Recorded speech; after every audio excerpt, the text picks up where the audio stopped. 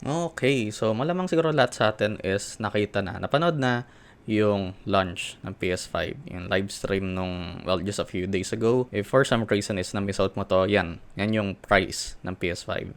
$699, basically $700 US. And ito siguro yung pinaka nakakatawang comment sa live na to. So it ended so abruptly after the price reveal, like they just threw a flashbang in the room and ran. Pero at least dito sa Pilipinas in terms of pricing, it's significantly way different considering yung palitan ng dollar to peso. Tapos yung iba't ibang mga fees pa and shit. Di ako magugulat kung umabot na ng 40k dito. So kung directly $700 sa $1 to 50 pesos, then that's 35k. Di ako magugulat definitely kung umabot na ng 40 to 45k.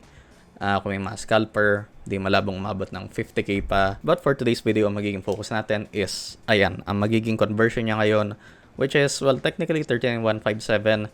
Gawin na natin 40k kasi alam naman natin na magiging 40k din naman yan kahit na ganito talaga yung palitan. So ano nga ba gagawin natin ngayon? Well, nakita nyo na sa title ng video na to.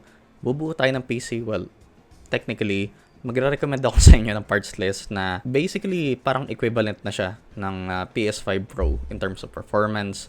Yes, 4K 60 capable yung mabubuo nating PC ngayon. And while you can just buy a pre-built system like this from EasyPC, solid yung specs niya, but if we build our own using used parts, we can get way more FPS, at least for lower resolutions, and way more value for, well, the same price or a bit less than this. So unang-una, isang motherboard natin, isang MSI B450M. So 4K lang yan. Pretty basic, pero gets the job done of course, and capable din to of overclocking.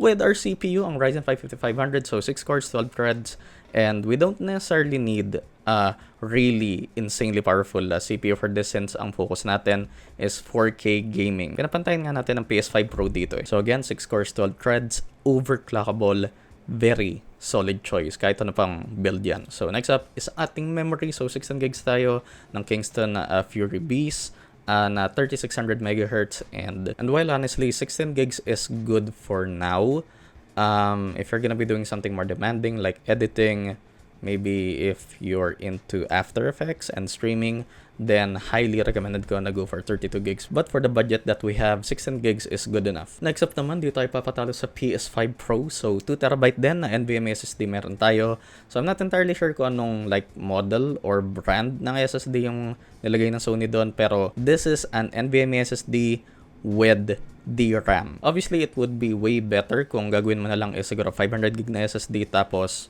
something like a 4TB na hard drive, then of course nasa na yon. Pero since papantayan nga natin ang PS5 Pro ngayon, yan ang choice natin. Next up naman, powering this system is the Cooler Master MWE 750W bronze V2 na power supply. So great future proofing na din since this is a good capacity. And obviously optional na yung sa case, pero ang habol ko din dito is like yung form factor, like a smaller form factor. So yung case mismo na gamit ko ngayon sa PC ko, isang Asus Prime AP201. But wait, nasa na yung graphics card? Well, kalma lang. Ito na tayo sa last part, ang piste resistance. So you can go two ways with this.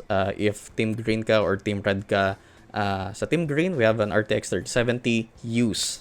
Take note, at least sa pag-search ko, ang used na RTX 3070 and used na RX 6700 XT is around 15 to 16k. So, depende na kung saan ka bibili of course, pero nasa ganun yung price range ng dalawang cards na to, at least sa pag-search ko as of making this video. So, 3999, 5549, 1799, 5467, 4299, 4155. And again, you can choose between these two, which is approximately the same performance lang sila. So, gawin na siguro natin 16K. So, about 41,268 for a computer that can run basically 4K 60 FPS. Okay, here's the thing. Hindi to 4K 60 FPS max graphic settings. Kasi the thing with like most modern AAA titles ngayon, yung difference between like max graphic settings to medium is siguro 98% or 99% ng population won't be able to tell the difference, lalo na if you're playing in 4K resolution. So 4K 60 FPS for this system is no problem at all if you're willing to, of course, mag-compromise sa ibang mga graphical settings, which honestly at 4K looks so good as is. So yeah, ayun. But yeah, obviously you can get this price way cheaper. If you're going for a cheaper case, then you can get this price to even below 40k. So ayun, nasa inyo na yun. And of course, here's the thing kasi with a gaming PC, you can definitely do way more with a gaming PC, or in this case, a bit of a mid-high-end gaming PC. Well, it can run games technically in 4K 60 FPS, so I would like gladly call this a high-end gaming PC. Like kahit yung CPU neto is not the most powerful CPU in the market, it's real solid. Again, ang goal nga natin dito is talunin yung PS5 Pro. To those who already have a PS5, it's not worth it to upgrade to the PS5 Pro. At least this is something that I'm saying right now. We'll see pa din once na nilabas na to. Kailan nga ba yung mismong... Ayan, November 7 pala of this year.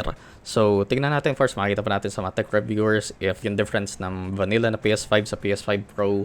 And who knows, malay mo, padala na ako ni Sony. Sony, baka naman, baka magbago yung opinion ko sa PS5 Pro if papadala nyo ako ng review unit. Anyway, that's gonna do it for this video. Fairly short lang naman to. Ito nga yung masasuggest ko sa inyo na i-build nyo na lang. Bilhin nyo na system if like nasa 40k yung budget mo. Sana all 40k yung budget sa PC. But yeah, if you guys have any questions, then of course leave it in the comments and I'll do my best to answer them. Leaving a like is the easiest way to support the channel. And nga pala, so sa mga gustong bilhin, of course, yung mga parts na nilista ko, then I'll leave the links in the description. And para naman dito sa RTX 3070 and RX 6700 XT, then ayun, mag-search na lang kayo sa marketplace and consider subscribing if you like my content and turn on notifications for all so you'll be updated on my latest videos. Thanks for watching. I'll see you guys in the next one. Peace. Bye. Flip a bag, now I'm serving a Tesla. Going back, shawty with me, I stepped up. GTA for the ops and no less stuff. Shawty born to be my angel, yeah, I'm blessed up. Cooking right up in the stew, got a cheddar.